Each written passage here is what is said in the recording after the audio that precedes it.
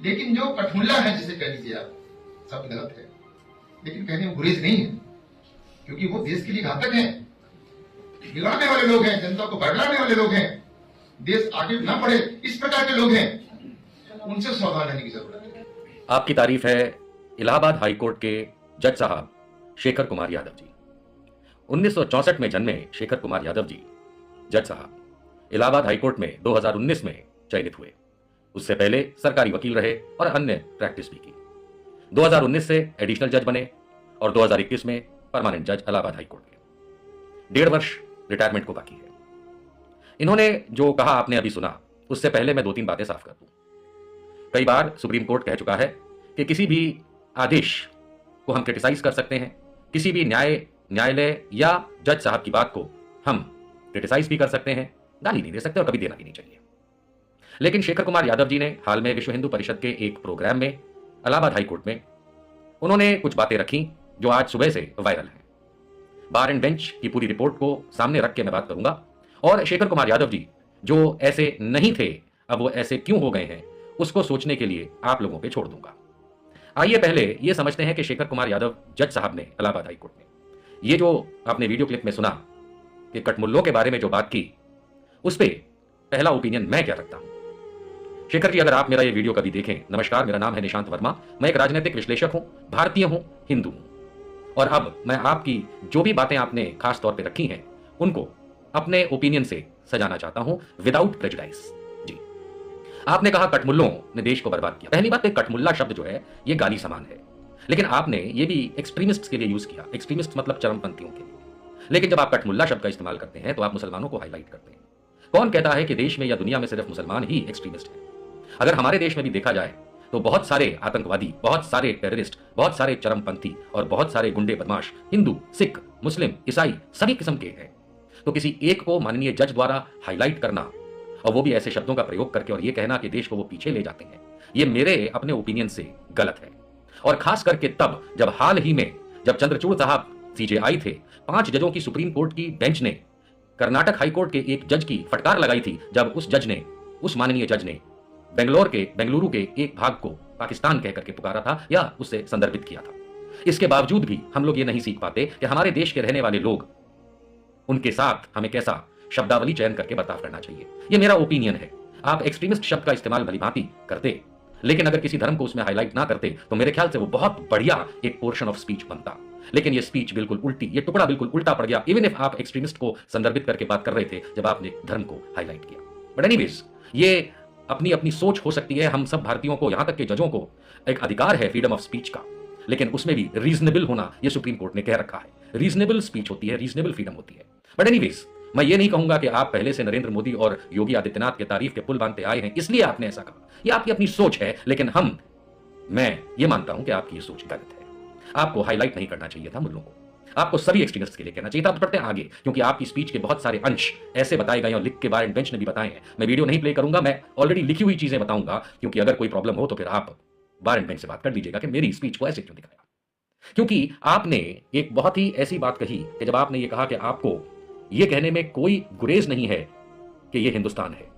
माननीय जज साहब, हमारे देश का नाम हिंदुस्तान नहीं है, ना कभी था और ना होगा और ना है। इसके मैं 3 कारण बताता हूं। हिंदुस्तान शब्द जो है वो पर्शियन लोगों ने, फारसी लोगों ने दिया था, जो हमारे देश के नहीं है। हमारे देश में आज बहुत सारे लोग, और यहां तक कि हो सकता है आप भी, फारस के आक्रांताओं को बुरा भला कहें या सोचें, लेकिन उनके दिए शब्द को अगर हिंदुस्तान नाम बनाना है तो फिर आपका ये कहना पहली लाइन में ही कि I have no hesitation in stating that this is Hindustan, no sir, this is not Hindustan. आप तो माननीय जज हैं, हम तो एक आम आदमी हैं, लेकिन आर्टिकल 1.1 संविधान कॉन्स्टिट्यूशन ऑफ इंडिया कहता है the name of my country is India, also known as Bharat, या आप उसको दोबारा इस तरह भी कह सकते हैं कि मेरे देश का नाम भारत है, also known as India. Hindustan नाम की कोई भी चिड़िया हमारे देश में इस समय एग्जिस्ट नहीं करती है। तो पता नहीं आप कहां पे और किसको संदर्भित कर रहे थे। इसके बावजूद आपने आगे बढ़कर के ये कहा, और इसको मैं हाईलाइट करना चाहता हूं, कि आपने कहा कि welfare and happiness majority will be accepted, यानी कि जो बहुसंख्यक हैं उनका वेलफेयर और हैप्पीनेस जो है वो ही एक्सेप्ट किया जाएगा। यानी आपका अगर बात का मतलब निकाला जाए अपने तौर पे, आप भी इंटरप्रिटेशन करते हैं, कानूनविद हैं, जज हैं, तो इंटरप्रिटेशन जब किया जाता है तो उसमें यह निकल के आता है कि शायद आप अल्पसंख्यकों का अधिकार और हैप्पीनेस और राइट्स की क्वेश्चन कर रहे हैं, क्योंकि ऐसा तो हो ही नहीं सकता। कई बार दीपक मिश्रा जी, पूर्व चीफ जस्टिस ऑफ इंडिया हो, चंद्रचूड़ साहब हो, या अन्य सिटिंग जजेस ऑफ सुप्रीम कोर्ट ये कह चुके हैं कि हमारा देश संविधान से चलता है। मैं मानता हूं कि आपने भी कई बार अपने जजमेंट्स में या अपने समक्ष जो हो रही बहस होती होगी उसमें खुद कहा होगा कि ये देश संविधान से चलता है, क्योंकि आप भी जजमेंट देते हैं, आप भी ऑर्डर करते हैं, आप भी तर्कों को समझ के अपना निर्णय सुनाते हैं संविधान के बेस पे। और संविधान जो है वो इक्वालिटी देता है आर्टिकल 14 के तहत सबको, चाहे वो जैन क्यों ना हो, जो पारसी क्यों ना हो। जो अब पारसी 144 करोड़ में 1 लाख भी नहीं बचे, लेकिन उन 1 लाख मान लेते हैं पारसी लोग जो बचे हैं, उनको भी उतना ही अधिकार है जीने का, खाने का, रहने का, अपने धर्म को पालन करने का, अपने संवैधानिक तौर तरीकों पे अपने अधिकारों को, अपने राइट्स को अवेल करने का जितना 100 करोड़ हिंदुओं को है। कोई डिफरेंस नहीं है सर, आप तो न्यायमूर्ति हैं, आप इस बात को बहुत बेहतर जानते हैं। तो आपका ये तर्क या आपका ये वक्तव्य कहा जाए कि बहुसंख्यक जो कहेगा वही उसी तरीके से इस देश में चला जाएगा या चलाना चाहिए, ये असंवैधानिक है। कम से कम जब तक हमारा संविधान पार्लियामेंट बदल ना दे या अन्यथा चीफ जस्टिस ऑफ इंडिया या अन्य कोई बेंच सुप्रीम कोर्ट की आपकी इस बात को सपोर्ट ना करे। आज तक कोई भी जज, सुप्रीम कोर्ट तो माननीय आपसे एक कदम आगे ही हैं, आप भी वहां जाना चाहते होंगे कि आप भी सुप्रीम कोर्ट के जज बने, मैं चाहता हूं कि आप बने, लेकिन आज तक किसी भी चीफ जस्टिस ऑफ इंडिया या किसी बेंच ऑफ सुप्रीम कोर्ट तक ने यह बात नहीं कही कि बहुसंख्यकों के अनुसार ये देश चलेगा। हर एक ने, और आपने भी शायद हमेशा यही कहा होगा कि सुप्रीम कोर्ट हो, हाई कोर्ट हो, न्यायालय हो, घर हो, पुलिस हो, सरकार हो या कोई मंत्रालय हो, संविधान से चलेगा। तो बहुसंख्यक हमारे संविधान के अंदर कोई नहीं है। कैसे मैं कहता हूं कोई नहीं है? आपका एक वीडियो मैं खुद आपको दिखाना चाहता हूं जो कि आपने भारत समाचार को इंटरव्यू में कहा था, पहले सब देख लेते हैं। धर्म को ही मानते हैं कि जब आपने सनातन की बात वहां पे कही तो क्या रिएक्शन आया? देखिए ऐसा है जी, हम लोग कभी कभी सनातन को बहुत सीमित रख लेते हैं। सनातन में सब समाहित है। कालांतर में आकर के आपका मुस्लिम है, आपका ईसाई है, सब सनातन। मतलब सनातन का सीधा अर्थ ये समझ लीजिए जिसमें जन का कल्याण है, मनुष्य का कल्याण है, वो है सनातन। केवल किसी पार्टिकुलर किसी धर्म, हिंदू धर्म को जोड़ दीजिए, आप पार्टिकुलर किसी ऐसे चीज को जोड़ दीजिए, ऐसा ये सनातन नहीं है। सनातन का दूसरे रूप में आप शब्दों में व्यक्त कर सकते हैं जिससे व्यक्ति का कल्याण है, वो है सनातन। हम केवल इसको राम से जोड़ दें, हम कृष्ण जोड़ दें, गंगा से जोड़ दें, ये सनातन नहीं है। क्योंकि इस देश में रहने वाले बहुत से ऐसे लोग हैं जो आपको राम को, और हिंदू भी हैं जो राम को नहीं मानते हैं, कृष्ण को नहीं मानते हैं, लेकिन अगर मनुष्य के प्रति उनका कर्तव्य है, आपको पीड़ा को देखकर अंदर पीड़ा जागृत हो गई, हम आपकी हेल्प करते हैं, ये सनातन है, ये धर्म है। धर्म कोई हिंदू मुस्लिम कोई धर्म नहीं है। और हम तो कहते हैं हिंदू शब्द भी कोई है, ये कोई सीमित चीजें नहीं है। सर्वोच्च न्यायालय ने भी कह रखा है हिंदू कोई धर्म नहीं है, ये जीवन शैली है हमारी। हम जिस रूप में जीवन जी रहे हैं, हम जिस रूप में आपका अच्छा सोच रहे हैं, आपको जिस चीज की नीड है हम पूरा कर सकते हैं, हम कर रहे हैं, तो हम सनातन धर्म का कहीं का काम कर रहे हैं। हम ये केवल नहीं मंदिर लेकर के और ये लेकर के चल रहे हैं, ये गलत लोगों ने इसको परिभाषित कर दिया है। जी सर, आपने तो खुद कहा है कि ना हिंदू कोई धर्म है, ना मुस्लिम कोई धर्म है, ना कोई धर्म है, जो भी है सनातन एक प्रक्रिया है। आपने सुप्रीम कोर्ट को भी कोट किया है कि वो सुप्रीम कोर्ट ने भी ये माना है कि हिंदू कोई धर्म नहीं है। तो फिर आप बहुसंख्यक किसे कह रहे हैं? हमारे संविधान में जो बहुसंख्यक और अल्पसंख्यक की परिभाषाएं हैं आप उससे बेहतर समझते हैं, ये मात्र जनसंख्या की गिनती के लिए।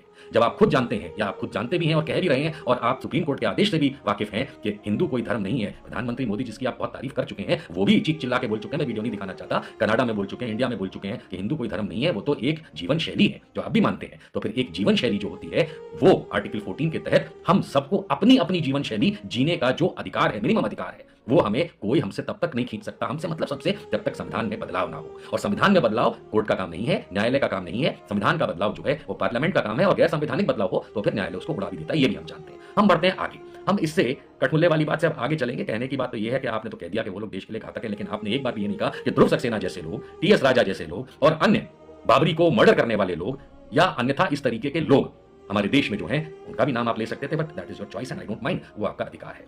आपने सर ये भी मैं एक पॉइंट निकाल के आया हूं कि इन अवर कंट्री, आपने कहा कि हमारे देश के अंदर बचपन से हमें लिविंग बींग्स यानी कि जो जिंदा चीजें हैं उनको संभालने का, चाहे एनिमल हो, बड़े हो, छोटे हो, उनको नुकसान ना पहुंचाना सिखाया जाता है। और इससे पहुंचते पहुंचते आप चले गए थे गॉड और वैदिक मंत्र और भगवान और इन सबको लेते हुए नॉन वायलेंस की तरफ, जिसे सबसे ज्यादा देश में महात्मा गांधी ने सिखाया है। नॉन वायलेंस का यह मतलब नहीं होता कि उसी वेद पुराण ग्रंथ को हम भूल भी जाएं। आपने कहा, मुसलमानों को कोट करके आपने कहा कि उनके बच्चे क्या सीखेंगे जहां पे मांसाहार होता है, जानवरों को मारा जाता है। आपने हिंदुओं के लिए कहा कि हिंदू ऐसा नहीं करते हैं, जहां तक मेरी समझ है, जो पढ़ने में आ रहा है। If I am wrong, E and ओई काइंडली उसको प्रॉपर कॉन्टेक्स्ट में ले लीजिएगा। अगर आप कहते हैं कि हिंदुओं में मांसाहार नहीं होता, तो मैं आपसे ही पूछना चाहता हूं, बंगाल, उड़ीसा से लेकर दक्षिण भारत तक लगभग देश के हर भारत में ब्राह्मण मछली कैसे खाता है? मछली तो विष्णु भगवान का पहला अवतार है। अगर विष्णु भगवान के पहले अवतार को चाव से फ्राई करके खाया जाता है, तो आपने मांसाहार के बारे में ऐसा कैसे कह दिया कि मुसलमान का बच्चा क्या सीखेगा? आप ये बताएं सर, हम आपसे पूछना चाहते हैं कि जिस देश में 75% आबादी नॉन वेजिटेरियन खाना खाती है, तो स्वाभाविक है 144 करोड़ के अंदर कम से कम 30-40 करोड़ हिंदू तो या उससे ज्यादा तो खाते ही होंगे। तो फिर आपने सिर्फ मुसलमानों को टारगेट करके खान पान की बात पे ऐसा कैसे कह दिया? गुजरात का उदाहरण है, जिसके अंदर जब वहां पे अहमदाबाद की कॉर्पोरेशन ने नॉन वेजिटेरियन फूड पे बैन लगाने के लिए एक प्रकार की प्रक्रिया शुरू की थी, तब उसमें माननीय हाईकोर्ट जज ऑफ गुजरात हाईकोर्ट, उन्होंने यह आदेश किया था कि आप खाने पीने का अधिकार नहीं जी सकते, जिसको जो खाना है वो खाएगा विद इन द लिमिट्स। अब आप बताइए सर, मुर्गी, मछली, बकरा क्या हमारे देश में खाना प्रतिबंधित है? तो फिर ये हिंदू ही खाते हैं सबसे ज्यादा, मुसलमान तो आप खुद जानते हैं कितने गरीब हैं, आलू खा करके जीते हैं, कुछ कुछ नॉनवेज भी खा लेते हैं। लेकिन आपने जब नॉन वेजिटेरियन फूड की बात करी तो मैं एक चीज और दिखाना चाहता हूं। ये देखिए जो स्क्रीन पे, सर आप देखिएगा, ये जो स्क्रीन पे चल रहा है ना, ये डीएनए न्यूज का मैं आपको क्लिप्स दिखा रहा हूं, जिसमें साफ तौर पे बताया गया है कि जब महाभारत काल के अंदर पांडव जब वो वन में थे तो वन में वो कंदमूल के साथ साथ हिरण इत्यादि का मांस भी खाते थे। अब या तो आप डीएनए पे एक्शन ले लीजिए कि तुमने ऐसी गलत न्यूज क्यों चलाई, पांडवों के बारे में बात हो रही है, जबकि मैं मानता हूं कि भगवान श्री कृष्ण ने महाभारत काल में यह सिखाया है कि नॉनवेज तामसिक भोजन है, उससे बुद्धि कम हो जाती है। और यह भी कई पुराणों में लिखा है कि नॉनवेज खाने वालों की भगवान जो है वो नहीं सुनता उनकी अपील को, है ना, अपील शब्द इस्तेमाल कर रहा हूं, हाईकोर्ट वाला शब्द है, उनकी प्रार्थनाओं को नहीं सुनता है भगवान जो नॉनवेज खाते हैं। लेकिन भगवान श्री कृष्ण ने तो नॉनवेज खाने वाले पांडवों की अपील ग्रांट की थी ना सर, बिल्कुल मान्य रखी थी ना, उन्हीं की तरफ से वो लड़े थे जब उन्होंने उनसे कहा था कि हमारी तरफ से कौरवों से लड़ी। तो फिर सर ये नॉनवेज फूड तो हमारे ग्रंथों के अंदर है, आप इसको कहां से, आई मीन थोड़ा सा सर समझ लेना, मैं मतलब हाँ। अच्छा, जस्टिस शेखर यादव साहब, विद ड्यू रिस्पेक्ट सर, आपने यूनिफॉर्म सिविल कोड की बात करी और कॉन्स्टिट्यूशनल नेसेसिटी बताया, आपने ये भी कहा कि सुप्रीम कोर्ट में इसकी चर्चा, सर सुप्रीम कोर्ट अकेले में नहीं, पूरे देश में चर्चा चल रही है। लेकिन मैं आपसे समझना चाहूंगा, आपने यूनिफॉर्म सिविल कोड को इतना चर्चित बनाने की कोशिश क्यों की? क्या हमारे देश में यूनिफॉर्म सिविल कोड या यूनिफॉर्म क्रिमिनल कोड नहीं है क्या? सिवाय शादी और कुछ जो पर्सनल राइट्स हैं, सिखों के अलग हैं, मुसलमानों के अलग हैं, हिंदू जैन बौद्ध सबके अपने अपने पर्सनल राइट्स हैं, आदिवासियों के अलग हैं। हमारे देश का बहुत बड़ा तबका आदिवासी है। तो आपने यूनिफॉर्म सिविल कोड को इस चर्चा में ला करके क्यों, मतलब आप जब सब न्यायमूर्ति साहब हैं, आप जब बेंच में बैठते हैं, चाहे सिंगल बेंच में बैठे, चाहे डीजे में बैठे, चाहे जिसमें भी बैठे, तो सर जब कोई क्रिमिनल केस आपके सामने आता है तो क्या मुसलमानों के लिए मारपीट की सजा अलग है, हिंदुओं के लिए अलग है? क्या अगर एक हिंदू मर्डर करता है तो क्या वो उसकी सजा अलग है, मुसलमान की सजा अलग है? नहीं। तो यूनिफॉर्म क्रिमिनल कोड तो है हमारे यहाँ। सिविल राइट्स के अंदर भी अगर आप जाते हैं तो सिविल मैटर्स के अंदर भी हिंदू हो मुसलमान हो जो भी हो, किसी की कंपनी है, किसी कंपनी के मामले में आप ये तो ना देखते हैं कि उसका ओनर कौन हिंदू है कि मुसलमान है। अगर मान लीजिए किसी कंपनी, अजीम प्रेमजी की विप्रो कंपनी का कोई केस होगा और मुकेश अंबानी की रिलायंस कंपनी का कोई केस होगा, तो आप उसके ओनर का धर्म देख के कोई जजमेंट हम थोड़ा ना दे सकते हैं, कोई जज दे सकता है, वो तो कंपनी के हिसाब से देगा। अगर हिंदू कम इनकम टैक्स भरता है और उस पर इनकम टैक्स का नोटिस आता है और यदि मुसलमान पे नोटिस आता है तो दोनों के बेंचमार्क और बुथुंडा अलग अलग है। तो फिर आपने यूनिफॉर्म सिविल कोड सिर्फ शादियों की बात पे किया और इसी में निकल के भी आ रहा है कि 4 शादियां कैसे कर सकते हैं, 4 शादियां कैसे कर सकते हैं, यही बात आपने कही। तो सर हमें यह बता दें कि हिंदू मैरिज एक्ट आने से पहले हमारे इतिहास और हमारी संस्कृति में तो बहुविवाह परमिटेड था, जो कि हमारी असली संस्कृति है। अंग्रेजों ने बिगाड़ दिया और फिर हमारी सरकारों ने हिंदू मैरिज एक्ट ला करके 1 मैन 1 वुमन कर दिया। कुछ लोग तर्क देते हैं सर के क्योंकि भगवान राम की एक ही पत्नी थी इसलिए हमको भगवान राम जैसा बनना चाहिए, लेकिन कृष्ण जी की तो 8 पत्नियां थी तो हमें कृष्ण जी जैसा बनना चाहिए कि नहीं? भगवान राम के पिता दशरथ की 300 पत्नियां थी, 3 तो नाम जानते हैं लोग, 300 पत्नियां थी, तो हमें तो दशरथ की तरह होना चाहिए, जबकि भगवान राम तो खुद अपने पिता की तरह बनना चाहते थे।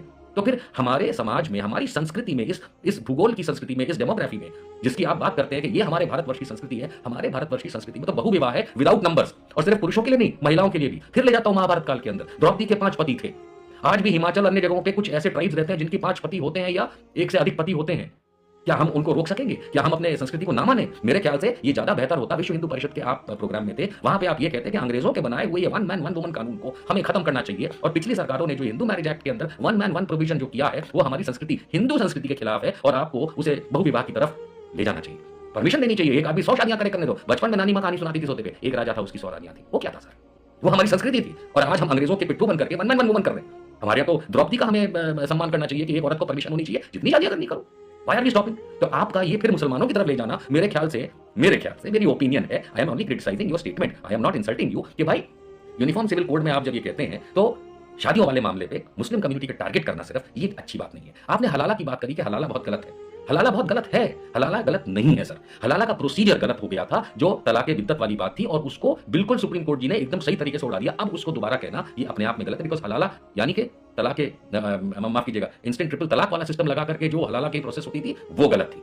वो अपनी जगह सही है, लेकिन यहाँ पे सर माननीय आप न्यायमूर्ति हैं, मैं चाहता था कि नियोग पे भी 2-4 लाइनें बोल देते तो फिर पूरे समाज को बड़े तौर पे मालूम चलता। पंजाब के एक चादर मैली सी फिल्म में से जो सीखने को मिला उस पे भी कह देते। तो सर आप न्यायमूर्ति हैं, आपकी बात लोग सुनते हैं तो बहुत अच्छा होता कि नियोग पे भी 4 लाइनें हो जाती, ताकि लोगों को पता चलता कि कितना गलत है।